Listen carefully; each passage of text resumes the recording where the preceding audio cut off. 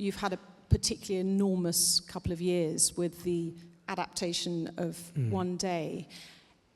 Does that kind of, you had a huge success with the book of One Day, but does that kind of new level of success with what happened with the Netflix show, which really became, I think, I can't remember the stats, but certainly the most watched show either side of the Atlantic for quite a while. Does that give you a slight imposter syndrome, or does that create more anxiety in any way about your writing? I'm worried to pick anything bad out of it. I mean, I was extremely lucky to have my book adapted, and then to have it adapted again, you know, within quite a short period of time is fantastic. And I guess that the icing on that particular cake is that I loved the process. I mean, I was so happy working with those people, with the producers and Nicole Taylor, the wonderful writer, and the cast, who I thought were amazing. It was a kind of, for me, it was by far the best production experience I'd ever had, and it was someone else adapting my work. I wrote one episode, and I collaborated a lot with Nicole, but it was primarily, my role was primarily as an executive, and also for the first time kind of the senior member of the production, and much older than the directors, much older than the cast. I mean, they weren't born until episode 10. You know, it's insane. And so I feel a certain distance from it. I feel it's very much their work, and I'm thrilled by the experience. I guess what happens afterwards is that there is a kind of self-consciousness. I've been doing a lot of events where You Are Here is a love story that takes place on a long walk, so it's a kind of hiking love story. And when I do events, there are a lot of people You wouldn't call it a rambling love story, by the way, because it's extremely brilliantly. I mean, it's true that it kind of digs into that quite funny culture of you know, ramblers, anoraks and rambling and all of that, and takes the kind of mechanics of the structure of a classic urban romantic comedy and puts it in a field, you know, and youth hostels and pubs. And when I do events, I can see the people who are there for one day.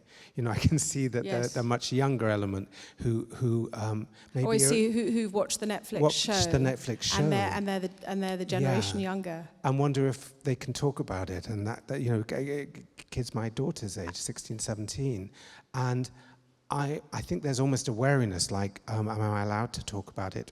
For me, it's just been a wonderful experience, and something that I'm proud of. And if I was forced to find something negative in it, it's that it made me, both back in 2010 and now, rather self-conscious about what comes next, about whether to pursue that or go off in a different direction. But you know, that's a very minor gripe. I have huge freedom, and I love the experience so much. I'm very grateful for the talents of those people involved. Can we just talk for a moment about the love in One Day? And what would you say of all these different types of love that we're talking about?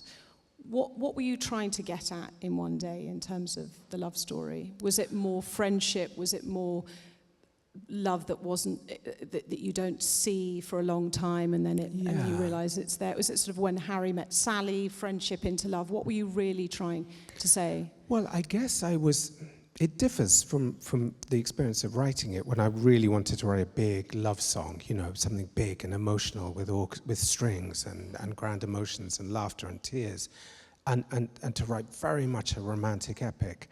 And my experience now, which is watching it, I made it with friends. A great old friend of mine, Roanna Ben, was one of the exec producers, someone I've known for 30 years. And when I wrote the novel, I wrote it at the age that Dexter is at the end of the novel, 41. And I'd just become a father. And the novel was written as a kind of farewell to that time of your life in your 20s and 30s where love and friendship are hugely important. That's the motor that gets you through life. And then looking back at it from a vantage point 18 years later, from starting to write the book, with the child who was born when I was writing it, going off to university, it seemed to me to be much more a story about the influence of friends. You know, my writing career is very much down to my friends, very much down to the friends who said, stop acting, maybe try this, let me read this, I think you should show this. Do they actually say stop acting? Yeah.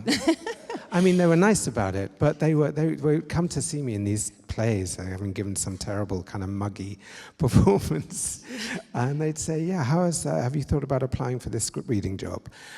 So I was very, very gently led away, and I guess looking back at it, I'm aware that two things struck me. One was that that's kind of what Emma and Dexter do for each other, that the story, it was about the influence of friends and what a wonderful thing that can be even when you fall out. And the other thing that struck me is they're hardly ever together. You know, we were talking about how slim the happy scenes are in Romeo and Juliet. One Day covers 20 years. They're only probably on the same scene for about 7 or 8 of those. Most of the time they're separated. And that's often how I feel about friendship as well. You know, I have friends who I wouldn't hesitate to call the most important people to me.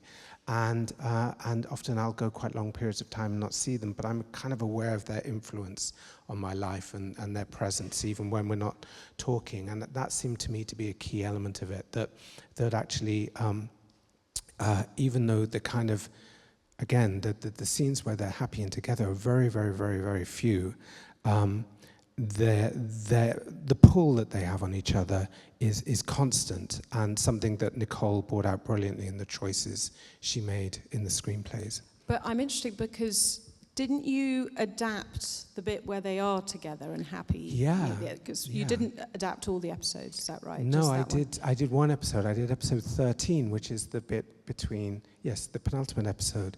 And because that is when they're happy together. Yeah. And was that a challenge because it's the hardest bit to write? It was the hardest bit of the novel as well. You know, when I handed in the first draft of the novel, the note I got from my editor, Nick Sayers, was that you know, they're barely together. There's nothing really happening between them finally uniting in Paris and the ending. So you have to write, you have to fill that out a little more.